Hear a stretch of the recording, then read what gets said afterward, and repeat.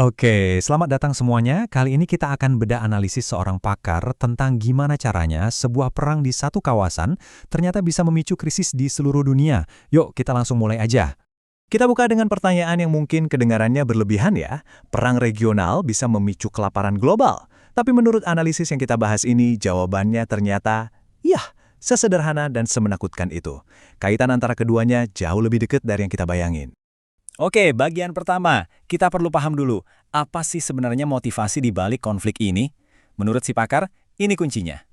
Jadi, kenapa sih perang ini beneran pecah? Apa pemicu utamanya?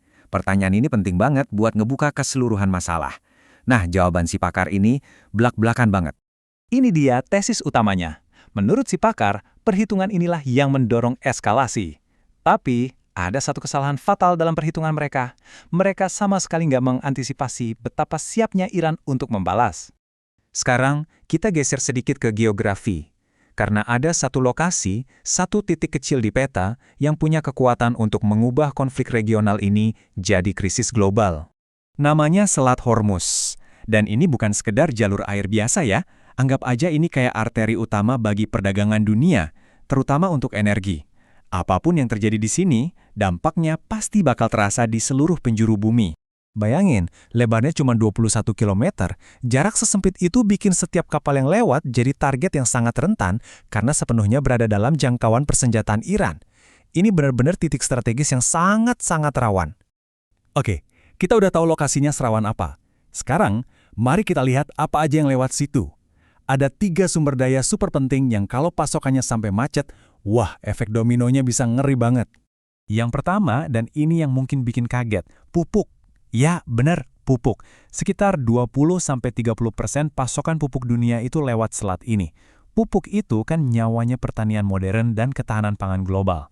Coba deh kita bayangin. Apa yang terjadi kalau seperempat pasukan pupuk dunia tiba-tiba hilang? Apa efeknya buat piring makan kita semua? Jawabannya, jujur aja, mengerikan. Kelaparan global. Si pakar menyimpulkan bahwa tanpa pupuk industri, kapasitas planet kita buat menghasilkan makanan bakal anjlok drastis. Kekurangan pupuk secara langsung berarti kekurangan makanan dalam skala yang mungkin belum pernah kita lihat sebelumnya. Lanjut, sumber daya kritis kedua adalah helium.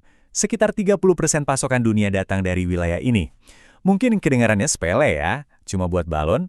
Eits, jangan salah. Helium ini krusial banget buat dunia modern kita.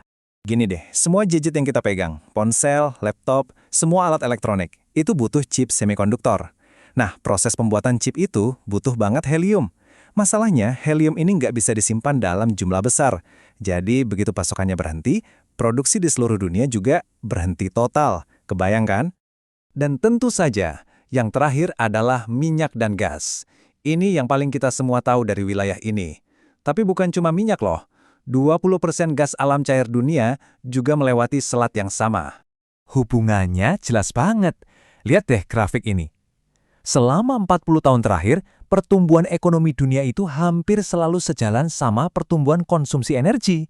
Artinya apa? Simple, kalau pasukan energi anjlok, hampir bisa dipastikan ekonomi global juga bakal anjlok. Resesi global. Nah, dengan taruhan sebesar ini, pangan, teknologi, energi, si pakar memaparkan 5 kemungkinan skenario akhir dari konflik ini, dan masing-masing punya implikasi yang, ya, sama-sama serius. Oke, ini dia 5 skenario akhirnya. Pertama, kehancuran total Iran yang dikhawatirkan butuh senjata nuklir. Kedua, Iran menghancurkan infrastruktur energi di Teluk, ini dianggap sangat mungkin. Ketiga, skenario paling horor, doktrin Samson, di mana Israel yang kepepet menggunakan senjata nuklirnya.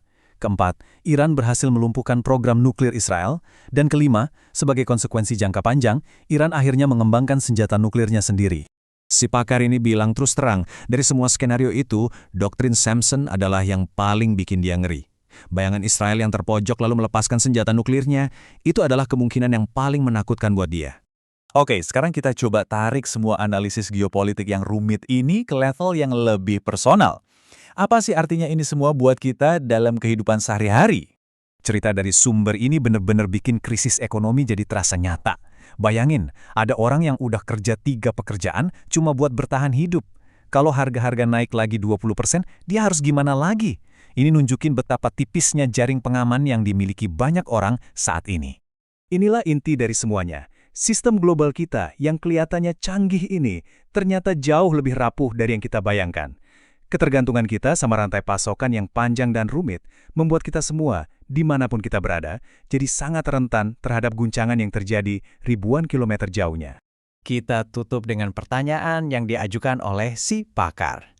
Ini bukan lagi cuma soal geopolitik, tapi tentang cara kita membangun masyarakat kita. Di dunia yang terbukti serapuh ini, seberapa mandiri kita seharusnya? Pertanyaan ini bagus banget untuk kita renungkan bersama.